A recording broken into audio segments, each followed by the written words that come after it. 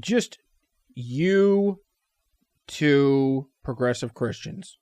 Okay. Okay. What do you got to say? In general, I think for me, an interesting question I love to ask is like, how did you end up as a progressive Christian? Okay. Like, what was the journey? So you don't think there's really like people that are growing up in progressive Christianity? I mean, sure, if your family is raising kids up in that. I just think most adults we meet right now weren't raised in progressive churches. I mean, I don't want to say, obviously some were, but I think a lot of progressive Christians are individuals that used to be in church in more traditional or evangelical or fundamental churches. And now they've left that and found themselves within progressive churches. So what do you want to tell them? What do I want to? Well, I'd like to ask. Okay. What was the journey? Right. Leading into progressive Christianity for you? Just like I would hope they would want to hear my journey of coming to Christianity for me, right? So, and then second, like in the midst of that journey, do they find themselves in progressive churches because of hurt or because of belief? And I think there's a big distinction there. So, in other words, people leave churches because they've been hurt. They feel hurt, and for some reason, in some form or some fashion. And they can end up in a progressive church because they felt like they've been hurt by the larger evangelical church. Do not want to be in an evangelical church.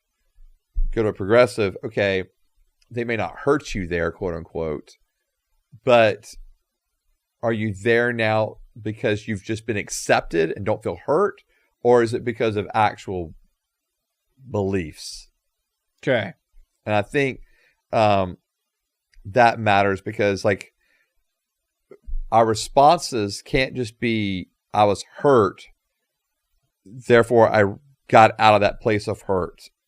And I'm talking about church specifically, right? I'm not talking about abuse situations, obviously. So, and not that abuse can happen in church, but you feel hurt because of theological differences, because of what you viewed as unjust doctrines or theologies or attitudes within a church. Therefore, you left. You found yourself in a progressive church, which seems to be more affirming and accepting of you. Okay, cool. But like, what are the beliefs that are there that are undergirding why you're there? Oh, okay. Because I think the beliefs matter too.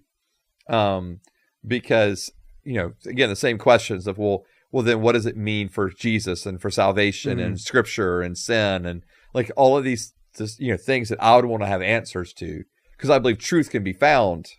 And so I think responses. No, it can't. I know in the postmodern world, it does not seem to be that it can be found anywhere because it's all relative and your truth is your truth and whatever. But I think objective truth is there.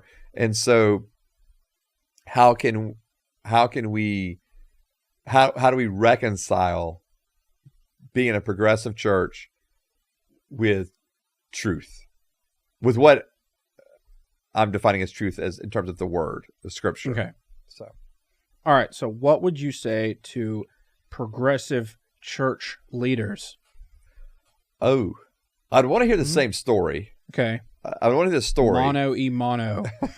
Pastor pastor. Yeah. And so I would want to hear the same thing. I want to hear the story. Okay. Like how did you go from, like, how did you end up in progressive Christianity? And then number two, battle them. Number two, what Joseph, follower of the old ways. And I'd want to hear, okay, then what led you to want to be a pastor or a leader within the church, which is progressive? And I really would want to hear, like, what is it that's driving you? What's driving you to still even call yourself like a Christian? I don't know. Because, like, in other words, are things really Christ-centric, or is it something else? Do they care? Some do. Okay. And this is where the kind of line gets a little fuzzy. I don't know if it's fuzzy, but like, again, when I was in theology school and I was with a lot of liberal Christians, like, there was still a Jesus-centricness to them. Okay. Now, I might disagree on where they come down on Jesus or on his word or those kind of things, but there was still like a sense of you're following Jesus. We don't believe the word is inspired or inerrant, but we do, and some would even say it's inspired, it's just not inerrant. Mm-hmm. And so, but we want to hold to some tenets of truth within Scripture, and we generally want to hold on to the creeds. And so we're going to kind of center our faith around the apostolic creed. So like within liberal Christianity, you have that. It's just because they are trying to take Scripture seriously through textual criticism, those kind of things. I feel like progressive Christianity, a lot of them do not take Scripture seriously. Okay. So you would want to ask them why they don't take anything seriously. Or I would ask them, how do you view Scripture? Okay. And how do you interpret it? Like interpret Scripture? Like, so you just want to ask them questions. You don't want to yell at them. No. Oh. Why would I want to yell at them? Because it seems like they're your enemy. They're not my enemy. And even if they were my quote unquote enemy, what does Jesus tell us about our enemy? You're their enemy. Well, Jesus, but what does Jesus say about our enemies? Love our enemies, pray for our enemies, bless our enemies. Mm-hmm. But he also told the Israelites to go kill a bunch of people. So, okay, that's for another discussion. We're not doing that right now. So, but we'll be honest with this. Okay. Is that you haven't been being honest? No, okay. Isn't that a core tenet? I'm going to continue to be honest. Okay. How about that? I'm going to continue to be honest. I remember my last year of theology school. Mm-hmm. Okay, so it's a 3-year, 88 credit hour master's program that we were a part of. Okay, we were being trained to be what they called theologians in residence. Okay.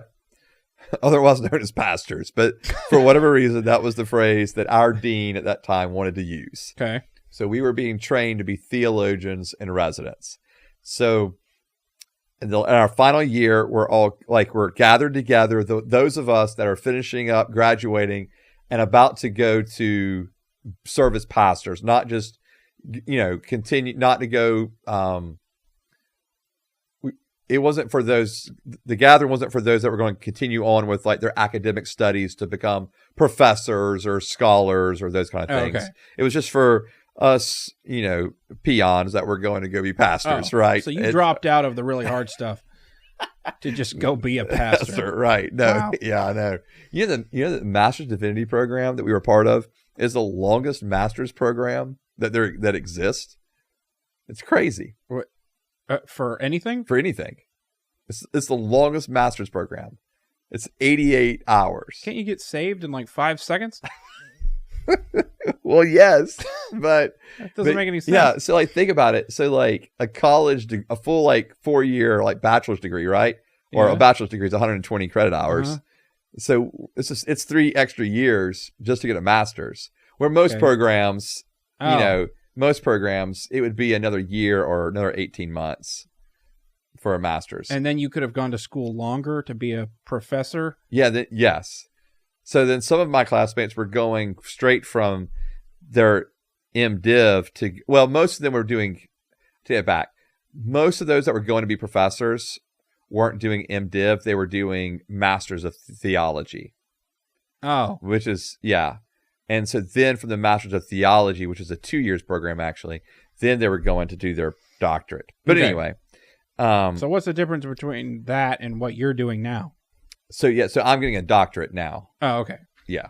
All right. As opposed to my master's back then. So anyway, this is my 3rd year. So 4 years, 3 years, and then this is another 4 years. Well, 3 years of classes and then the dissertation. So 11 years of Jesus school you've done in your life? No, 4 years was at UGA. It was at the University of Georgia. Yeah, but you were studying Jesus stuff there. Oh. No. Okay. Yeah. So all this was extra. Yeah. What did you get a degree in at UGA? Child and family development. Oh. Yeah, like, so the psychology, sociology of Gross. families and their structures, and yeah. Not gross. So, You're a wonderful human. Sorry. Not really. I forgot about things.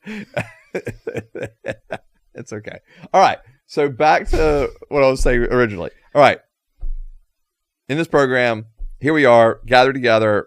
We're about to graduate.